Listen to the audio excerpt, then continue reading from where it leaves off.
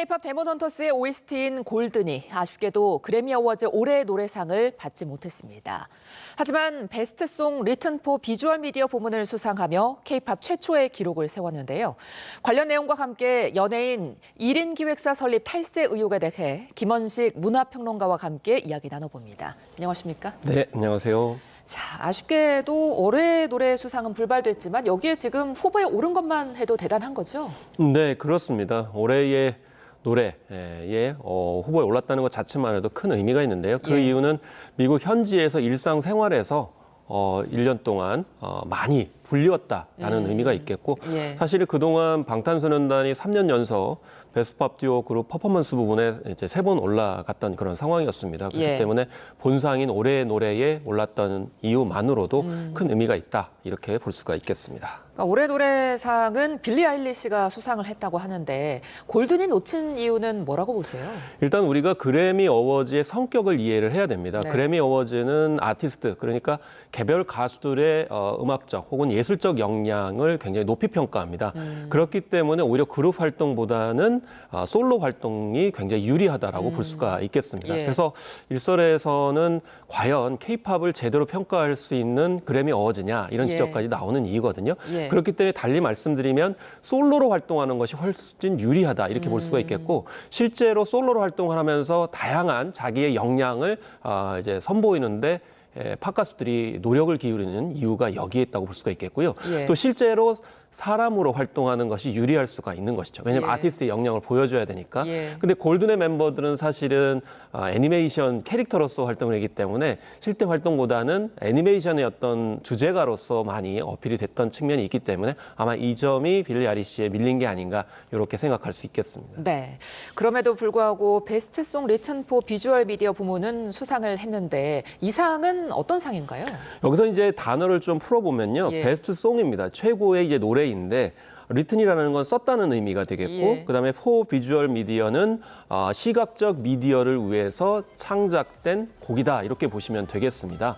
그렇기 때문에 비주얼 미디어라는 건 우리가 흔히 얘기하면 영화와 드라마, 게임 등을 이제 색깔할 수가 있겠고 쉽게 말씀드리면 주제가에게 상을 주는 것을 말한다 볼 수가 있는데 다만 주제가상이라는 건 노래 자체의 주지만 이 베스트송 리튼포 비주얼 미디어는 창작자에 좀 더 기여를 하는 부분들을 이제 높이 평가한다 이렇게 보시면 되겠고 그렇기 때문에 작사, 작곡, 또 기획에 참여하고 이제 진행을 맡은 프로듀서한테도 또 상을 주게 되고 그걸 전반적으로 지금 테디가 맡았던 레이블이 이제 담당을 했기 때문에 종합적으로 이제 상을 준다라는 점에서 봤을 때 오히려 그 제작진 혹은 스텝 입장에서 봤을 땐 꼭 받고 싶어하는 그런 최고의 상이라고도 볼 수 있겠습니다.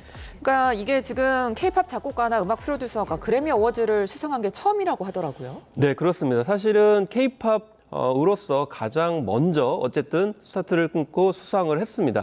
예전에 클래식 부분에서는 황병준 엔지니어가 상을 받은 적이 있습니다. 그렇기 때문에 클래식 또 엔지니어로서는 예전에는 수상을 한 바가 있습니다만은 K-팝 작곡가, 작사 그리고 프로듀서가 상을 받는 것은 이번이 처음이다 이렇게 볼 수가 있겠죠. 저는 개인적으로 이렇게 이 본상을 먼저 받기보다는 차근차근 이런 식으로 상을 받아 나가는 것이 무엇보다 수순이다 이렇게 생각을 하고 있습니다. 이 외에도 지금 그래미 어워즈에서 5개 부문에 후보에 올랐는데 인기가 얼마나 좋은 겁니까? 사실은 우리가 그 빌보드를 되게 세계적인 음악 차트로 이제 생각을 하잖아요. 근데 골든이 8주 1등을 했습니다. 그렇기 때문에 강남스타일이 사실은 7주간 2위를 해가지고 우리 한이었었는데 그런 부분을 이제 풀어줬다 이렇게 볼 수가 있겠고요. 그렇기 때문에 이런 점에 베스트 리믹스도 상을 이제 포함을 해서 5개 부분 후보에 올랐던 게 있고요. 특히 영국의 오피셜 차트 같은 경우는 굉장히 좀 경직돼 있다라는 평가를 많이 받고 있는데 거기에서도 뭐 7주간 1등을 차지했었고요. 스포티파이에서는 무려 10억 회의 조회수를 기록했고 또 이 주제가 때문에 다시 또 넷플릭스의 애니메이션 캐대언을 다시 보는 그런 시너지 효과까지도 있었고 또 그것에 감명을 깊었던 외국인들이 한국의 뭐 국립중앙박물관을 포함해서 한국 방문 효과가 굉장히 컸었고 또 미국의 기업의 이제 포상 휴가 같은 경우도 한국에 오게 만드는 그런 여러 가지 연동 효과들이 있었기 때문에 이런 점에서 인기가 얼마나 됐었는지를 충분히 알 수가 있었습니다. 네. 지금 이 캐디건이 뭐 미국뿐만이 아니라 전 세계적으로 인기를 끌고 있는데 인기 요인이 뭐라고 봐야 될까요? 일단 캐디언 같은 경우에는 지금 현재 콘텐츠 소비의 핵심을 정확하게 관통했다라고 볼 수가 있겠습니다. 특히 Z세대들은 사람이냐 아니냐가 별로 중요하지 않습니다. 자기가 원하는 것이 있느냐가 굉장히 중요합니다. 예. 그렇기 때문에 매경관 감독은 처음부터 나는 뮤지컬 애니메이션을 만들려고 했다라는 거고요. 최근에 애니메이션이나 모든 그 영상물이 다 음악과 결합하는 형태로 가고 있습니다.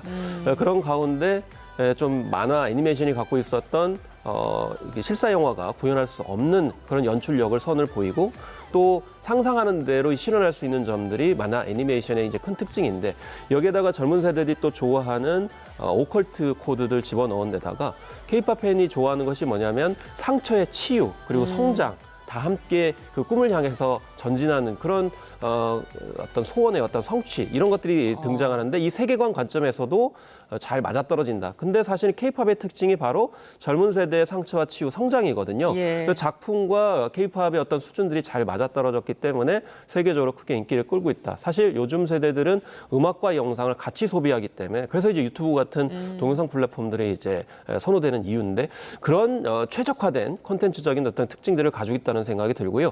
그리고 그래미는 사실은 영상 뮤직에는 별로 관심이 없습니다. 그렇기 때문에 저는 뭐 지금 미래 세대들이 캐디언을 포함한 이런 골든에 관심을 가지고 있는 것은 좀 앞서가는 것이기 때문에 시간의 어떤 추이의 관점에서 봤을 때는 전 K-팝이 훨씬 더 유리한 지점을 가지고 있다. 그리고 어린이 청소년 그리고 유치원생들이 미국에서 굉장히 큰 인기가 있거든요. 예. 그럼 유치원생들, 초등학생들이 평생 이제 인상 깊었던 노래들은 평생 가는 거거든요.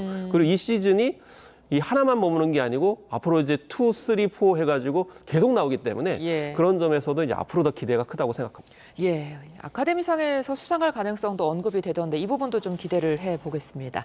자, 이번에는 주제를 바꿔서 연예계 1인 기획사 문제도 좀 짚어보겠습니다.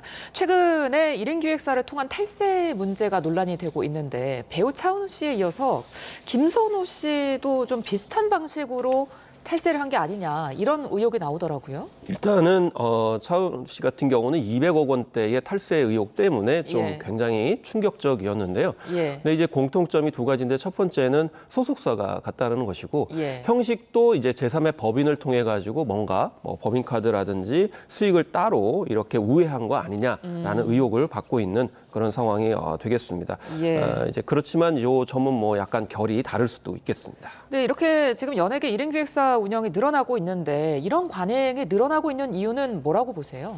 사실은 원래 1인 기획사는 아티스트의 보호 차원에서 이루어진 겁니다. 왜냐하면 대형 기획사일수록 수익을 더 우선해야 되기 때문에 예. 아티스트의 어떤 정체성이나 활동의 어떤 가치보다는 수익으로 무분별하게 계약을 하는 경우가 많거든요. 예. 두 번째는 이제 수익의 어떤 보전 문제가 있을 수 있겠죠. 그래서 자신이 원하는 활동을 하면서도 수익을 보존할 수 있는 그런 차원에서 1인 기획사가 많아지고 있는데 예. 다만 1인 기획사도 기업 법인이기 때문에 그에 상응하는 조직과 인원을 충분히 갖춰줘야 되고 또 엔터테인먼트 성격의 업무들을 해줘야 되는데 그렇지 않았던 점들이 지금 현재 여러 가지 문제를 일으키고 있다고 볼 수 있겠습니다. 예, 계속해서 지금 연예계에서 1인 기획사 탈세 문제가 반복되고 있는 양상인데 어떻게 좀 막을 수 있을까요? 일단은 1인 기획사도 이제 관련법에 따라 가지고 법적으로 준수하지 않게 되면 처벌을 받을 수 있다는 점 그리고 무엇보다 이 브랜드 가치에 오히려 훼손이 될 수 있다는 점이죠. 예전에 이병헌 씨 같은 경우 BH 엔터테인먼트로 1인 기획사를 시작을 해가지고 세계적인 어떤 기업 규모로 컸거든요. 그렇기 때문에 단지 한 사람이 소속돼 있는 가족 기업으로 머무는 것이 아니고 좀 더 어떤 외형을 체계화시키는 노력을 견제해야 되고 또 연예 매니지먼트사와 관련해 가지고 이 관련 협회들이 좀 체계적으로 교육 프로그램들을 운영하고 또 정부에서도 1인 기획사 관련된 어떤 권고 기준이 아니라 예. 또 의무 규정들을 좀 많이 둬서 1인 기획사의 어떤 본질적인 특징들을 잘 살릴 수 있도록 이끌어가는 노력들이 필요하다고 생각이 듭니다. 알겠습니다. 오늘 말씀 여기까지 듣겠습니다. 지금까지 김원식 문화평론가와 함께했습니다. 고맙습니다. 감사합니다.